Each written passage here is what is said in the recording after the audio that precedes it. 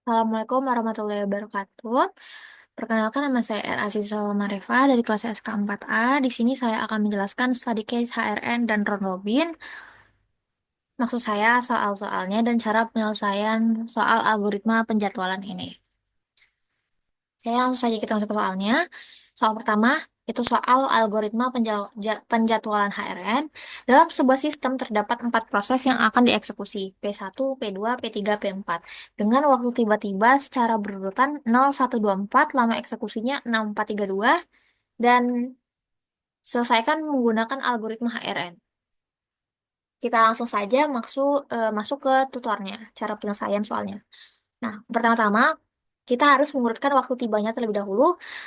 Tapi dari soal sudah terurut ya, 0124. Lalu selanjutnya kita cari mulai eksekusi dari proses satu ini, P1, mulai eksekusi, selesai eksekusi, dan respon time-nya. Untuk mencari mulai eksekusi, di sini tentu saja karena di proses yang pertama, mulai eksekusinya pasti 0.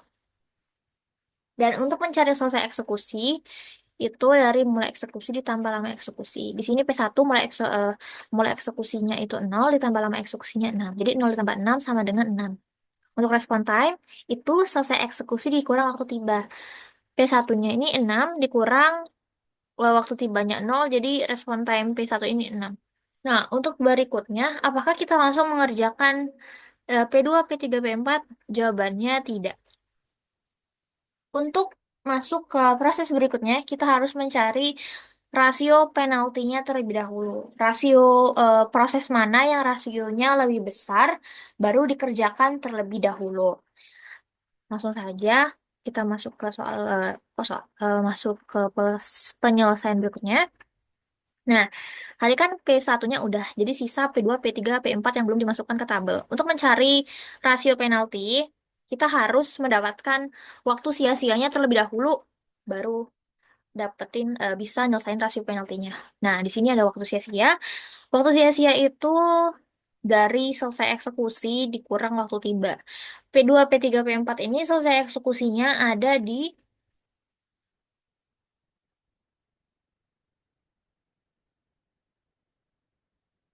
maaf, nah, di selesai eksekusi yang proses terakhir ini ada 6 selesai eksekusinya. Nih, proses yang terakhir itu 6 selesai eksekusinya. Jadi, seluruh proses itu selesai eksekusinya 6 dikurang waktu tibanya. Untuk waktu tiba P2 ini 1, P3 ini 2, dan P4 ini 2. Bisa dilihat dari soal ini. Nih. Nah, sudah dapat waktu sia-sianya, baru kita bisa menyelesaikan rasio penaltinya. Untuk P2, rasio penalti itu waktu sia-sia ditambah lama eksekusi dibagi lama eksekusi. Di P2 ini waktu sia-sianya 5, ditambah lama eksekusinya itu 4, dibagi lama eksekusinya lagi 4, sama dengan 2,25. P3, 4 tambah 3 dibagi 3 sama dengan 2,3. P4, 2 tambah 2 dibagi 2 sama dengan 2. Nah, dari ketiga ketiga ini, Dari ketiga ini yang manakah rasionya paling besar atau paling tinggi? Yaitu ada di P3. Nah, tiganya ke tabelnya tadi. Karena P3 ini memiliki rasio yang besar daripada P2 dan P4. Jadi, kita selesaikan proses si P3-nya ini lagi. Nah, masukkan ke sini. Kita tinggal cari mulai eksekusi, selesai eksekusi, dan respon time seperti tadi. P3 ini, untuk mencari mulai eksekusi ini, kita dapatkan dari waktu tiba ditambah lama eksekusi. Di sini waktu tiba si P3 ini 2 ditambah lama eksekusinya 3 sama dengan 5. Selesai eksekusi ini mulai eksekusi ditambah lama eksekusi sama dengan 8. Untuk respon time-nya selesai eksekusi tadi 8 dikurang waktu tiba sama dengan 6. Maaf, di sini saya tulisnya 7 karena ada beberapa kesalahan. Ini 6. Udah jelek banget. Maaf, ini 6. 6. Nah, untuk berikutnya kita cari seperti yang tadi, rasio dari kedua proses antara P2 dan P4 mana yang rasionya paling tinggi. Nah, di sini sudah saya masukkan jawabannya. Untuk mencari waktu sia-sia seperti tadi, kita harus tahu selesai eksekusi dikurang waktu tiba. Untuk selesai eksekusi di proses terakhir itu ada di 8. Jadi kita masukkan saja. 8 dikurang waktu tiba si P2 ini 1 sama dengan 7. 8 dikurang waktu tibanya si P4 ini sama dengan 4. Untuk rasio penaltinya, waktu sia-sia ditambah lama eksekusi dibagi lama eksekusi. Lama eksekusi. Nah, jadi 7 ditambah 4 dibagi 4 sama dengan 2,75. 4 tambah 2 dibagi 2 sama dengan 3.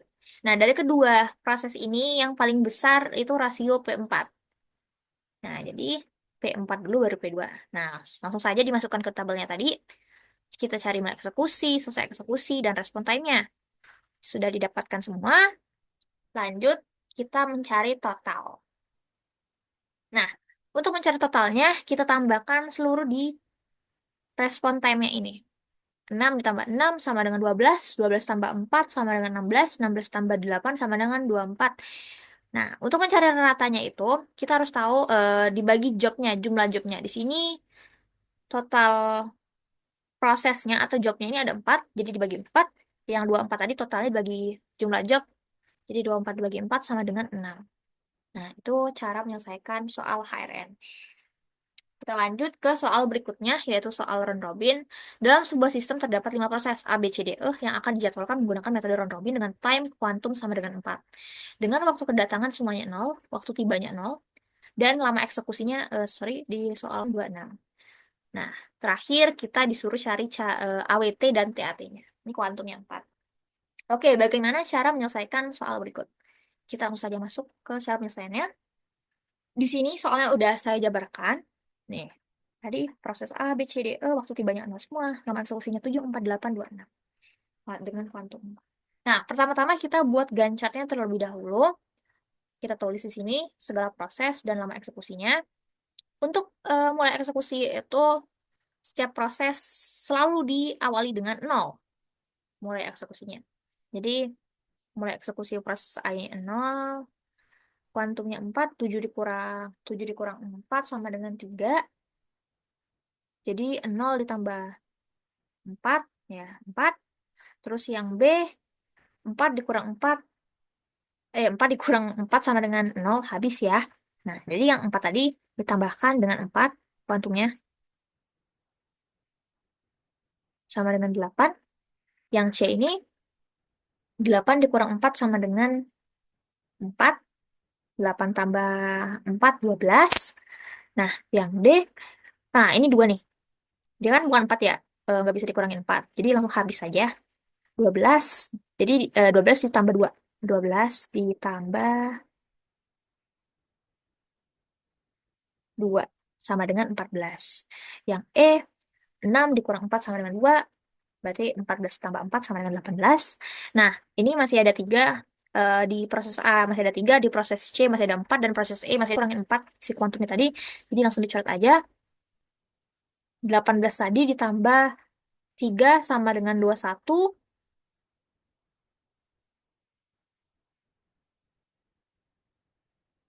sama dengan 21. Lalu di proses C, 4 dikurang 4 habis. 21 ditambah 4 berarti ya, sama dengan 25. Lalu yang terakhir itu di proses E, ini udah habis. Jadi 25 ditambah 2 sama dengan 27. Ya, ini gancarnya sudah ditemukan. Untuk berikutnya itu kita cari waktu tunggu dan TAT-nya. Untuk mencari waktu tunggu, kita harus tahu waktu selesai, waktu tiba, dan lama eksekusi tiap-tiap prosesnya. Di sini kan udah dicari gancarnya tadi. Untuk proses A, waktu selesainya ada di 21. Nih, waktu tibanya 0 semua. Lama eksekusinya 7, 4, 5, 6, 6. Nah, lama eksekusinya itu proses A di angka 7. Nah, jadi waktu selesai dikurang waktu tiba dikurang lama eksekusi, 21 kurang 0 kurang 7 sama dengan 14. Di B, itu selesai eksekusinya ada di 8. Dikurang waktu tiba dikurang lama eksekusi, jadinya 4. Yang C itu ada di 25. Waktu selesainya ada di 25. Dikurang waktu tibanya 0, dikurang lama eksekusinya 8 sama dengan 17. Yang ke yang D itu waktu selesainya 14, dikurang waktu tibanya 0, dikurang 12. Yang E, waktu selesainya ada 27, dikurang 0, dikurang 6 sama dengan 21. Nah, kita mencari total, ditotalin 14 tambah 4 tambah 17 tambah 12 tambah 21 hasil totalnya 16 dibagi jumlah jobnya ini A, B, C, D, E ada 5 jadi 68 dibagi 5 sama dengan 13,6. Setelah kita mencari total waktu tunggu kita cari TAT-nya. Nah untuk TAT rumusnya ini waktu tunggu ditambah lama eksekusi. Jadi untuk mendapatkan TAT kita udah harus tahu waktu tunggunya berapa setiap setiap prosesnya. Nah, jadi waktu tunggu ditambah 5 eksekusi. 14 ditambah lama eksekusinya itu 7 sama dengan 21. Ini B 4 tambah 4 8, 17 tambah 8, 25, 12 tambah 2, 14, 21 tambah 6, 27. Nah, ditotalin, seluruhnya ini ditotalin, dibagi jumlah job, ada 5 jobnya, jadi 19. Udah, selesai mencari total waktu tunggu dari TAT. Nah, ini kita cari mulai eksekusi dan selesai eksekusinya. Ini patokannya dari Gantt chart yang udah kita buat tadi. Yang si proses A ini mulai eksekusinya ada di 0 dan selesai eksekusinya si A ini ada 2. Selesai eksekusinya ada di 21. Yang si B mulai eksekusinya ini B di 4 dan selesai eksekusinya ada di 8. Yang C mulai eksekusi si C ini ada di 8 dan selesai eksekusinya ada di 25. Untuk yang D, mulai eksekusinya ada di 12 dan selesai eksekusinya ada di 14, sorry. Untuk yang E, mulai eksekusinya ada di 14 dan selesai eksekusinya ada di 27. Jadi ditotalin semuanya dari sini 21 ditambah 8 ditambah 25 ditambah 14 ditambah 27 sama dengan 95. Untuk mencari rata sama dibagikan dengan jumlah jobnya, jumlah prosesnya di sini ada 5 A, B, C, D, E. Jadi total yang tadi, total AWT tadi dibagi 5, 95 bagi 5 sama dengan 19. Nah, mungkin segitu dulu aja. Terima kasih telah mendengarkan penjelasan saya. Semoga ilmunya bermanfaat. Assalamualaikum warahmatullahi wabarakatuh.